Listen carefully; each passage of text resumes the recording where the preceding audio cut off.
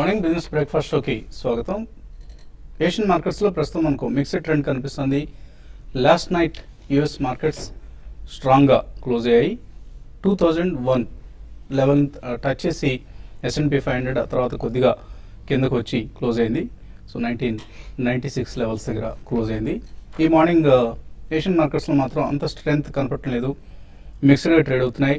SGX Nifty 11 పాయింట్ల నష్టంతో trade అవుతుంది 7906 దగ్గర. సో మన్మోహన్ నేతృత్వంలోని యూపీఏ ప్రభుత్వం ఎంత అడ్డగోలుగా అరాచకంగా వ్యవహరించిందో నిన్నటి సుప్రీంకోర్టు తీర్పుతో స్పష్టమైంది. సో 6 రోజుల లాభాల తర్వాత మన మార్కెట్స్ నిన్న నష్టాలతో క్లోజ్ అయ్యాయి. ప్రారంభ లాభాలు మొత్తం కోల్పోయి నష్టాల్లో క్లోజ్ అయ్యాయి. సో ఎల్లుండి ఎక్స్పైరీకి ముందు ఇటువంటి ఈవెంట్ చోటు చేసుకుంది. సో ఇది మార్కెట్స్ మీద చాలా ప్రభావం చూపించబోతోంది. అఫ్కోర్స్ నిన్ననే చాలా కంపెనీస్ షేర్లను కొట్టడం జరిగింది, అంటే అమ్మకాలు వెలువెత్తడం చూసాం. అయితే ఈ మార్నింగ్ మరింత స్పష్టత వచ్చింది. Hindalco or Jindal steel and power కావచ్చు, రిలయన్స్ పవర్ కావచ్చు, టాటా స్టీల్, ఇటువంటి కంపెనీస్ అన్నిటి మీద ఏ కంపెనీల మీద ఎంత ప్రభావం ఉంటుందన్నది ఇవాళ కొంత మనకు స్పష్టత వస్తుంది. ఇది తిరిగి ఇవాళ కూడా కంపెనీస్, ఆయా కంపెనీల షేర్ల మీద చాలా ప్రతికూల ప్రభావం చూపించబోతుంది. అండ్ ఇంట్రాడేలో బ్యాంక్ నిఫ్టీ నిన్న 300 పాయింట్లు నష్టపోవడం చూసాం. సో ఇది just coal scam or even coal block allocations రద్దు మాత్రమే కాదు, దీని ప్రభావం కోల్ కంపెనీస్, హిందాల్కో, జేఎస్పీఎల్ లాంటి కంపెనీలపై మాత్రం కాకుండా పవర్ కంపెనీస్ మీద, పవర్ కంపెనీస్ అన్నీ కూడా బొగ్గు మీద ఆధారపడతాయి కాబట్టి ఫీడ్ కోసం. సో పవర్ కంపెనీస్ అన్నీ ఎఫెక్ట్ కాబోతున్నాయి, ఇంక్లూడింగ్ జేఎస్డబ్ల్యూ ఎనర్జీలు ఆర్ జీవీకే పవర్, జిఎంఆర్, ఇటువంటి కంపెనీస్ అన్నీ కూడా, రిలయన్స్ పవర్, అదానీ పవర్, ఇటువంటి కంపెనీస్ అన్నీ ఎఫెక్ట్ కాబోతున్నాయి. అండ్ ఈ కంపెనీలన్నీ కూడా లాస్ట్ ఫ్యూ ఇయర్స్లో 1,00,000 కోట్ల రూపాయలకు పైగా ఈ మైనింగ్ ప్రాజెక్ట్స్ మీద ఇన్వెస్ట్ చేస్తున్నాయి. సో ఈ ప్రాజెక్ట్స్ భవితవ్యం ఇప్పుడు కొంత అయోమయంగా తయారైంది. రేపు సెప్టెంబర్ 1న సుప్రీంకోర్టు తుది తీర్పు రాబోతుంది. సో సుప్రీం తుది తీర్పు ఏ మేరకు ఉంటుంది అంటే, కోల్ బ్లాక్స్ను పూర్తిగా రద్దు చేస్తారా, లేకపోతే రద్దు చేయకుండా ఇంకేదైనా మధ్య మార్గంగా, ఎందుకంటే చాలా హ్యూజ్ ఇన్వెస్ట్మెంట్స్, ఈ ఇన్వెస్ట్మెంట్స్ కోసం బ్యాంకులు ఇచ్చిన రుణాలు, ఇదంతా ఎకానమీ మీద చాలా ప్రభావం చూపిస్తుంది. ఒకవేళ నిజంగానే ఎవరైనా రద్దు చేస్తే బ్యాంకుల ఎన్పిఎస్ ఒక్కసారిగా అమాంతంగా పెరిగిపోతాయి. సో చాలా ఎకానమీకి ఒక ప్రతికూల ప్రభావం ఉంటుంది. కాబట్టి సుప్రీంకోర్టు బహుశా దీనికి ఒక పరిష్కారం సూచిస్తుంది అన్న ఆశాభావం ఉంది మార్కెట్స్లో. ఏదేమైనా కూడా వచ్చే సోమవారం వెలువడనున్న సుప్రీంకోర్టు తీర్పు చాలా కీలకం కాబోతుంది. ఇదే మార్కెట్స్ గమనాన్ని నిర్దేశించే ఏకైక అంశం ప్రస్తుతం ఉన్న పరిస్థితుల్లో. సో ప్రతి అడ్డంకిని అప్రతిహతంగా అధిగమిస్తూ ముందుకు వెళ్లే బుల్ రన్ అవుతుందా ఇది, లేకపోతే వచ్చే సోమవారం పరిణామాలతో కుప్పకూలుతుందా అన్నది కూడా మనకు ఆ రోజుకి ఒక క్లారిటీ వచ్చే అవకాశం కనిపిస్తుంది. ఈలోగా అఫ్కోర్స్ ఆటో, ఫార్మా, ఐటీ రంగాలు, ఇటువంటి రంగాలకు చెందిన స్టాక్స్ మీద అంతగా ప్రభావం అయితే ఉండదు. అవి మార్కెట్స్ని నిలబెట్టే ప్రయత్నం చేయొచ్చు. అలాగే మిడ్ క్యాప్ ఫార్మా అండ్ కొన్ని specific stocks like even Arvind Mills లాంటివి మనం చూస్తున్నాం అవుట్ పెర్ఫామ్ చేస్తున్నాయి. ఇటువంటి స్టాక్స్ అన్ని కూడా రోబస్ట్గా నిలబడే అవకాశం కూడా ఉంది. బట్ ఆల్ ఇన్ ఆల్ ఒక సెంటిమెంట్ నెగిటివ్గా మారకుండా జాగ్రత్త పడాల్సిన తరుణం ఇది. ఎందుకంటే పిఎస్యూ బ్యాంక్స్ లాంటివి మార్కెట్స్ను తిరిగి లీడ్ చేయడానికి సమాయత్తం అవుతున్న తరుణంలో ఇటువంటి కోల్ స్కామ్ సంబంధించిన కోర్టు తీర్పు రావడం అనేది కొంత నెగిటివ్ అంశం మార్కెట్స్ సంబంధించి. సో ఇల్లీగల్ మైన్స్ను రద్దు చేయడం ఎంత మాత్రం అబలిషన్ ఏం కాదు. ఇల్లీగల్ మైన్స్ అయితే కావచ్చు కాక వాటి మీద కంపెనీలు పెట్టిన పెట్టుబడిని కోర్టులు పరిరక్షించాలి.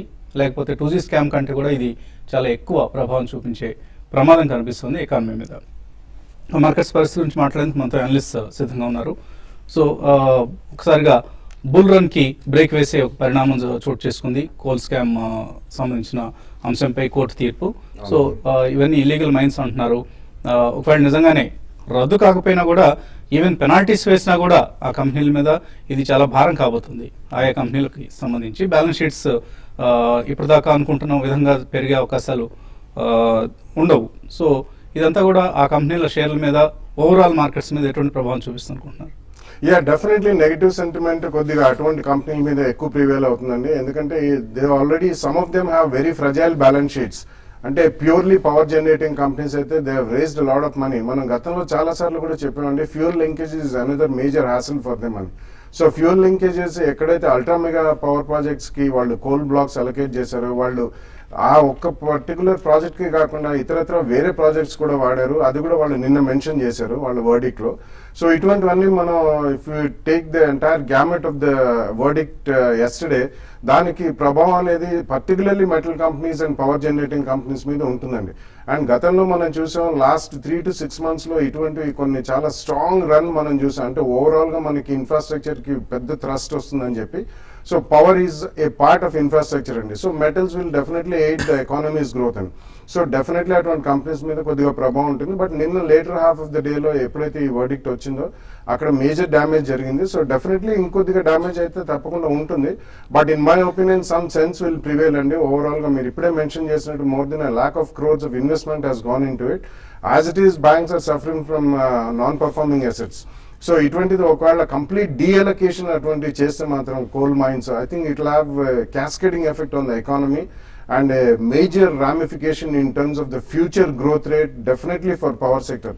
నిన్న ఒక స్టేట్మెంట్ కూడా వచ్చిందండి. One of the leading consultancy companies has given 28,000 megawatts of power project will immediately be affected అని చెప్పి. That's a huge one. As it is మనకి peak load of power deficit అనేది ఆల్మోస్ట్ 10 to 15% మధ్యలో ఉంది. So I think supreme court will also act little bit rationally. Pecuniary fines అనేది మాత్రం తప్పకుండా levy చేసే అవకాశం ఉంటుంది.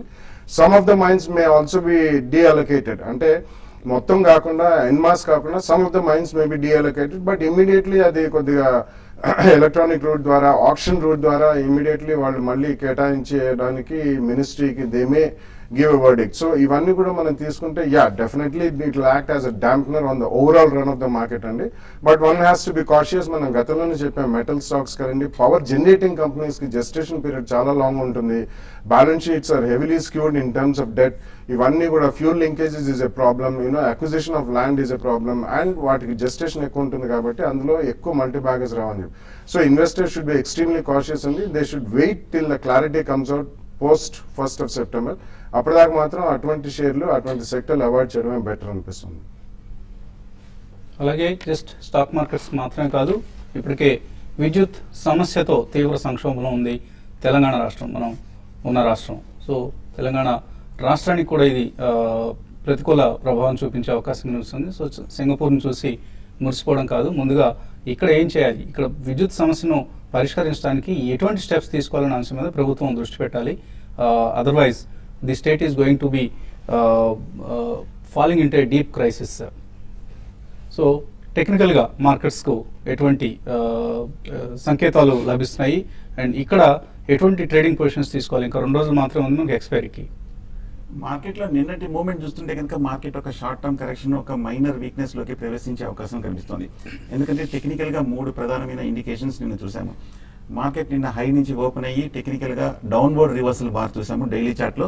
అంటే మార్కెట్ లాస్ట్ ఒక 10 days గా చూసిన అప్ ట్రెండ్ కి ఒక చిన్న షార్ట్ టర్మ్ హాల్ట్ పడే అవకాశం కనిపిస్తుంది. ఇవాళ మార్కెట్ ఓపెనింగ్ వీక్నెస్ తర్వాత 7,900 దగ్గర స్ట్రాంగ్ సపోర్ట్ ఉంది. ఆ లెవెల్లో ఒక ఫస్ట్ 15-20 minutes పరీక్షించే అవకాశం ఉంది. దాని కింద కనుక కాసేపు ట్రేడ్ అవుతే కనుక ఇంట్రాడే ట్రేడర్స్ షార్ట్ పొజిషన్ తీసుకొని స్ట్రిక్ట్ గా 5920 పైన ట్రైలింగ్ స్టాప్ లాస్ తోటి హోల్డ్ చేయొచ్చు, ఇంట్రాడేకి ట్రేడింగ్ చేయొచ్చు. అలాగే మార్కెట్ ఒకవేళ మిడ్ సెషన్ లో రికవర్ అయ్యి 7,900 పైన 7,910 పైన కనుక నిలబడిందంటే కనుక మళ్ళీ లాంగ్ పొజిషన్ తీసుకోవచ్చు. కానీ ఓవరాల్ గా మార్కెట్ మనం చూస్తే కనుక 2 టెక్నికల్ కారణం, లాస్ట్ 10 days గా స్ట్రాంగ్ గా పెరిగింది కాబట్టి ఒక 300 to 400 points వరకు డైలీ చార్ట్ లో కొంచెం ఓవర్ బాట్ పొజిషన్ లో ఉంది కాబట్టి ఒక మైనర్ కరెక్షన్, ఒక షార్ట్ టర్మ్ కన్సాలిడేషన్, అడ్జస్ట్మెంట్ తప్పకుండా వచ్చే అవకాశం కనిపిస్తుంది. బహుశా ఈ మైనర్ కరెక్షన్ లో మార్కెట్ నెక్స్ట్ ఫ్యూ డేస్ 7,800 పరీక్షించే అవకాశం ఉంది. అంటే 100 points అక్కడ major long medium term support కనిపిస్తుంది. ఒకవేళ 7,800 బ్రేక్ అయిందంటే మటుకు షార్ట్ టర్మ్ లో నా ఉద్దేశం లాంగ్ పొజిషన్ ఉంటే కనుక ఎగ్జిట్ అవ్వచ్చు. సో స్ట్రిక్ట్ గా ఫ్యూచర్స్ లో కనుక లాంగ్ పొజిషన్ ఉందంటే కనుక ప్రాఫిట్ ఉందంటే కనుక ప్రాఫిట్ బుక్ చేయొచ్చు. లేదంటే కనుక ఇవాళ 7,900 బ్రేక్ అయ్యి దాని కిందే కనుక క్లోజ్ అవుతాయి మటుకు లాంగ్ పొజిషన్ కూడా కొంచెం ఎగ్జిట్ అవ్వచ్చు షార్ట్ టర్మ్ లో. సో మళ్ళీ కింద స్టెబిలైజ్ అయిన తర్వాత మళ్ళీ బై పొజిషన్ తీసుకోవచ్చు. అలాగే టెక్నికల్ గా 3వ కారణం చూస్తే కనుక లాస్ట్ వీక్ వీక్లీ చార్ట్ లో ఒక మేజర్ అప్వర్డ్ బ్రేక్అవుట్ కనిపించింది. ఇవాళ మార్కెట్ మళ్ళీ minor reaction, pull back technical reaction చూస్తున్నాము. ఈ రియాక్షన్ లో మార్కెట్ ఖచ్చితంగా 7,900 నిలబడాలి. అలా కాకుండా ఏ మాత్రం కనుక నెక్స్ట్ వీడియో స్ట్రాంగ్ బాగా వీక్నెస్ కనిపిస్తుందంటే మటుకు లాస్ట్ వీక్ వచ్చిన అప్వర్డ్ బ్రేక్అవుట్ ఒక ఫాల్స్ బ్రేక్అవుట్ గా పరిగణించాలి. So on the whole market technical గా ఒక మైనర్ కరెక్షన్ లో ప్రవేశిస్తోంది. అలాగే బ్యాంక్ నిఫ్టీ చూస్తే కనుక నిన్నటి మేజర్ వీక్నెస్ తర్వాత 15,000 స్థాయిని పరీక్షించే అవకాశం ఉంది. సో షార్ట్ టర్మ్ లో లాంగ్ పొజిషన్స్ ని ఉంచడం మటుకు కొంచెం రిస్క్ అనిపిస్తుంది, కొంచెం కట్ చేసుకోవడం మంచిది. అలాగే షార్ట్ పొజిషన్స్ మటుకు ఇంకా టైం రాలేదు, ఇంకా మేజర్ సపోర్ట్ పైన ఉంది కాబట్టి. అండ్ మ్యూచువల్ ఫండ్స్ సంబంధించి ఎటువంటి సంకేతాలు వస్తున్నాయి అంటే థిమాటిక్ ఫండ్స్లో ఇన్వెస్ట్ చేసిన వాళ్ళు ఇన్ఫ్రా ఫండ్స్ కావచ్చు ఆ పవర్ సెక్టర్ స్పెసిఫిక్ ఫండ్స్లో ఇన్వెస్ట్ చేసిన వాళ్ళకి ఎటువంటి సందేశం ఇస్తారు? Sectoral funds last 1 year have been outperforming at almost 60-70% or 75%. So don't go by the returns. Stick to flexi cap funds or multi cap funds and kind of risk paranga chuskunna kuda I think they are more safe and secure. But overall, investors should look at their own risk profile and their risk appetite. ఎంతవరకు risk తీసుకోగలుగుతారు, ఎంతవరకు ఎందుకంటే ఈ performance wise తీసుకుంటే కూడా I think last 1 week if you see banking has outperformed, pharma has outperformed, but every week every month ఒక్కొక్క sector ఒక్కొక్కసారి perform చేస్తుందని ఒక సెక్టర్లోకి వెళ్తే బాగుండదు. So stick to multi cap funds, that would be right of good. But if you can take higher risk then you can get into infrastructure because infrastructure last 1 year has been good. But 3 years పరంగా చూస్తున్నా కూడా I think it's lower than your benchmark. So don't get in to a sector. ఇప్పుడు ఒకవేళ gold చూసుకున్నాం అనుకోండి, last 1 year 15% negative. ఎందుకంటే అంతకుముందు 1 year చూసుకుంటే I think you're talking about 50%, 60% growth. చాలా మంది కూడా ఆ రిటర్న్స్ చూసుకొని గోల్డ్లోకి ఇన్వెస్ట్ చేశారు. But last 1 year has been negative 15%. So don't get into sectors which are performing right now. Look at sectors which will perform in the future. So for investors with the equity perspective, look at multi-cap, large cap or large and mid-cap. ఇటువంటి broad diversified funds చూసుకుంటే బాగుంటుంది. So ఈ వారం I would recommend is Franklin India Flexi Cap Fund, which is probably a multi-cap fund. Last 1 year పరంగా చూసుకున్నా కూడా almost 66% returns వచ్చిన సందర్భాలు ఉన్నాయి. సో ఎవ్రీ టైమ్ మన ఎపిసోడ్లో we're talking about good quality stocks. HDFC Bank, ICICI Bank, Amar Raja Batteries, investors కూడా చాలా మంది మంచి స్టాక్స్ అడుగుతుంటారు. సో ఇటువంటి మంచి స్టాక్స్ ఉన్న fund you can look at Franklin India flexi cap fund. You can look at SIP for next 5 years or 10 years. But even one time investment risk is reduced. So look at large cap diversified fund for this next 1 to 2 years. Investors నుంచి calls అలాగే mails తీసుకోబోయే ముందు కాసేపు ప్రకటన.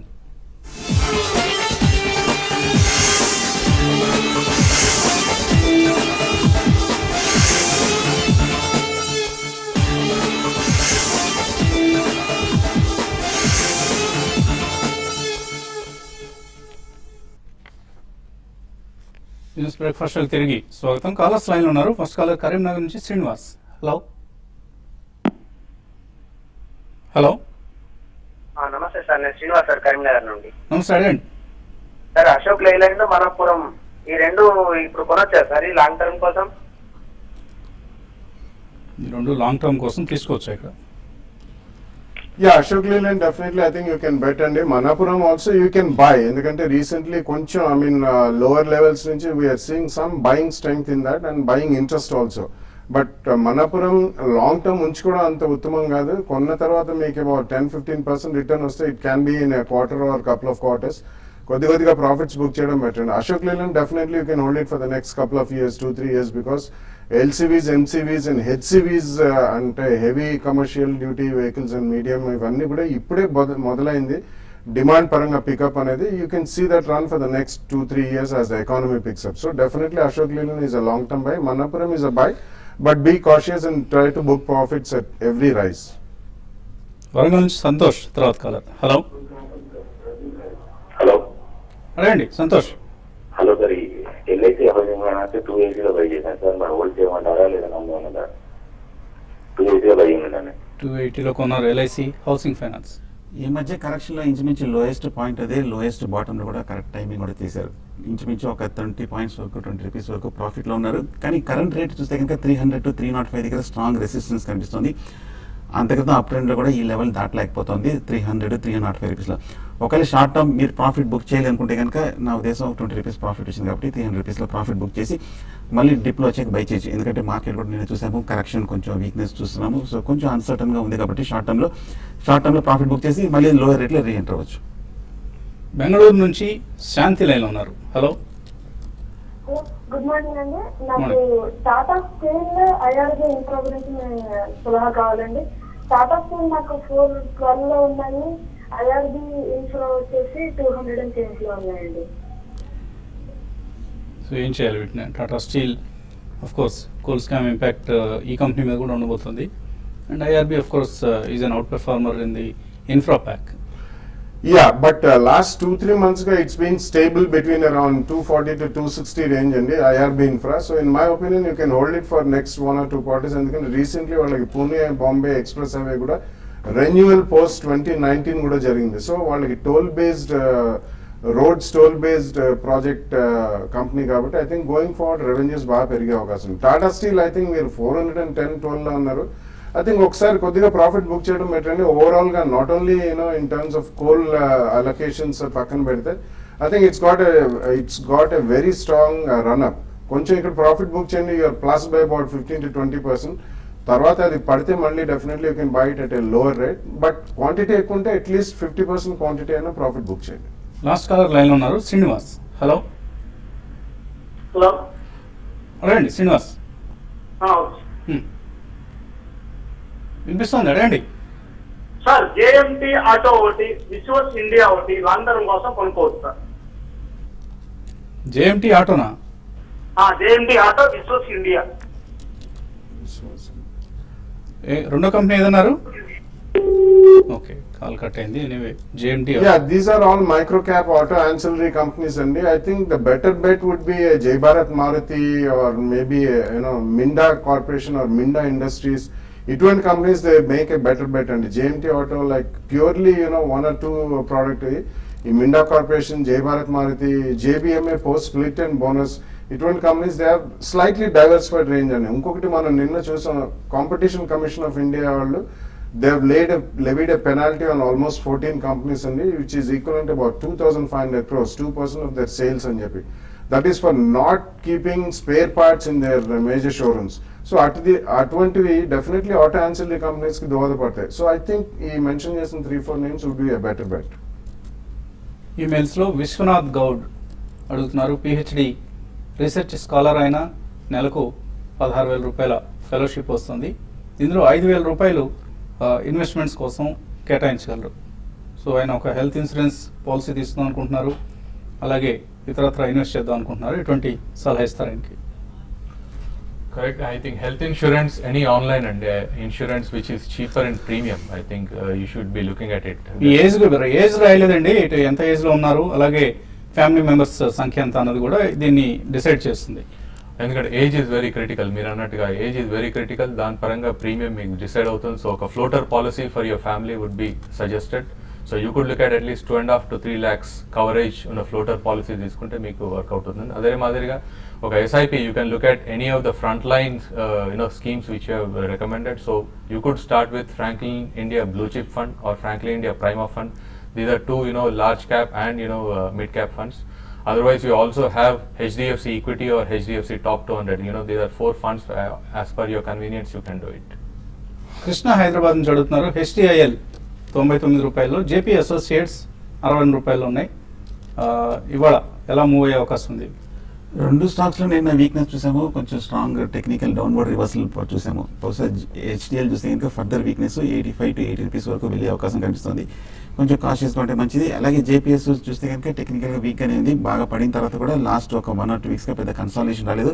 Market up ట్రెండ్లో కూడా పెద్ద ఏమి out perform చేయలేదు. సో జేపీ కూడా రెండు కూడా షార్ట్ టర్మ్లో వీక్నెస్ వచ్చే అవకాశం కనిపిస్తుంది. కేవీఎస్ఎన్ రెడ్డి అడుగుతున్నారు, ఇమామి 440 రూపాయల్లో కొన్నారు మన రికమెండేషన్స్ ఆసరాగా, సో ఏం చేయాలి వీటి ఇప్పుడు? I think you should hold it and నిన్న కూడా you have seen extremely strong performance, almost 5% up ఉందండి, 640-650 zone లోకి వచ్చింది. And that's the only FMCG, India based FMCG companies that's completely outperformed. Definitely hold చేయమని చెప్తాను. So one of the out performing stocks కాబట్టి ఇమామిని hold చేయండి. అమర్ రాజా శివకుమార్ అడుగుతున్నారు, ఇది సరైన సమయమైన కొనడానికి? లాస్ట్ 4 రోజులుగా కొంచెం స్ట్రాంగ్ రియాక్షన్ చూసామండి, 610 నుంచి 550 వరకు. బట్ ఓవరాల్గా మనం లాస్ట్ 1 year చూస్తే కనుక బాగా బులిష్గా కనిపిస్తుంది. ఇది చిన్న నీజర్ క్రియేషన్గా భావించవచ్చు. నా ఉద్దేశం క్లోజర్ టు 500 రూపీస్, అంటే ఒక 40 రూపీస్ కనుక తగ్గిందంటే డెఫినెట్గా ఒక long term buy. Sriram Nallamuthu అడుగుతున్నారు, ప్రాజ్ ఇండస్ట్రీస్ కొన్నారు 70 రూపాయల్లో, హోల్డర్ సెల్ షార్ట్ టర్మ్ కోసం. షార్ట్ టర్మ్ చూస్తే కానీ వీక్నెస్ చూసాము. ఈ మధ్య 55 రూపీస్ నుంచి 65 రూపీస్ వరకు పెరగడం జరిగింది. బట్ ఓవరాల్గా కొంచెం చాలా స్లోగా స్టడీగానే ఉంది కానీ సో ఇంకా మొమెంటం పికప్ అవ్వలేదు. నా ఉద్దేశం షార్ట్ టర్మ్లో కొంచెం ర్యాలీలో ఎగ్జిట్ అవ్వచ్చు, క్లోజర్ టు 65 to 70 రూపీస్ మధ్య. హెచ్బిఎల్ పవర్ కొన్నారు 19 రూపాయలు, శ్రీధర్ హోల్డ్ చేయొచ్చా? యా కరెంట్ రేట్ లో హోల్డ్ చేయమని చెప్తానండి, బికాస్ యూజువల్లీ బ్యాటరీ రంగం అంతా they are doing reasonably well and Amara Raja is doing exceptionally well. Even Exide is a turnover case, so is HBL. So current level మాత్రం hold చేయండి. రాజశేఖర్ రెడ్డి అడుగుతున్నారు, coal scam effect national aluminium company మీద ఎలా ఉంటుంది? ఇప్పుడు తగ్గితే, ప్రైస్ తగ్గితే కొన్ని షేర్లు కొనుక్కోవచ్చా? I don't think Nalco is a good bet, and as it is, company is not a good investment bet. అంటే నేషనల్ అల్యూమినియం కంపెనీ డెఫినెట్లీ నిన్న పేరు కూడా వచ్చిందండి, వాళ్ళకు కూడా ఇది ఎఫెక్ట్ అవుతుందని చెప్పి. సో ఇతరత్ర దేర్ ఆర్ బెటర్ కంపెనీస్ అండి. So you should buy some IT, pharma or auto ancillary company rather than Nalco. Polyplex, Kitex current రేట్లో తీసుకోవచ్చా? పి శాస్త్రి అడుగుతున్నారు. పాలిప్లెక్స్ చూస్తే కనుక ఓవరాల్గా టెక్నికల్గా కొంచెం పాజిటివ్గానే కనిపిస్తుంది. నా ఉద్దేశం 2 స్టాక్స్ కొంచెం ప్రస్తుతానికి వెయిట్ చేయండి. పాలిప్లెక్స్ కూడా క్లోజర్ టు 250 ఆ లెవెల్కి వస్తే కనుక బై చేయొచ్చు. అలాగే మోల్టెక్ ప్యాకేజింగ్ తీస్తున్నారు, 92 రూపాయల్లో ప్రాఫిట్ బుక్ చేసుకోవచ్చా? I think you can hold it for some time, and ఎందుకంటే బేసికలీ పెయింట్ రంగం అంతా they are doing extremely well and they supply containers to paint industry. Number 1. Number 2, crude petroleum గత 6 months తో పోల్చుకుంటే భారీగా correct అయింది కాబట్టి they profitability will improve. So hold it. Lekhant Reddy అడుగుతున్నారు, జైన్ ఇరిగేషన్ 100 రూపాయలు కొన్నారు and Astra micro, Biocon hold చేయొచ్చా? 2 స్టాక్స్ చూస్తే కనుక ఈ మధ్య కొంచెం వీక్నెస్ కనిపిస్తుంది. ప్రస్తుతానికి అయితే హోల్డ్ చేయండి. నా ఉద్దేశం కొంచెం షార్ట్ టర్మ్లో అయితే వీక్నెస్ వచ్చే అవకాశం కనిపిస్తుంది. సో జైన్ ఇరిగేషన్ లెవెల్స్ చెప్పండి. జైన్ ఇరిగేషన్ చూస్తే కనుక టెక్నికల్గా స్ట్రాంగ్ సపోర్ట్ కరెక్ట్గా 80 రూపీస్ ఉంది. ఈ మధ్య కాలంలో 130 రూపాయల నుంచి తగ్గుతూ ఈ లాస్ట్ 1 వీక్ మార్కెట్ ర్యాలీలో పెద్ద ఏమీ కన్సాలిడేషన్ కానీ అప్వర్డ్ రివర్సల్ కానీ ఏం కనిపించట్లేదు. బహుశా నెక్స్ట్ సపోర్ట్ 80 రూపీస్ దగ్గర కనిపిస్తుంది. లాస్ట్ మెయిల్ కేఎస్ మూర్తి అడుగుతున్నారు, Reliance power sector fund, Reliance infrastructure advantage fund, hold or exit? I would suggest exit, and I think in last 1 year or 1.5 year it has run up. So exit and get into diversified funds. You can get into lot of diversified funds which I have already mentioned. So mode of sectoral funds. ఇది ఇవాల్టి business breakfast. మధ్యాహ్నం 1:30కు smart ఇన్వెస్ట్లో మళ్ళీ కలుద్దాం.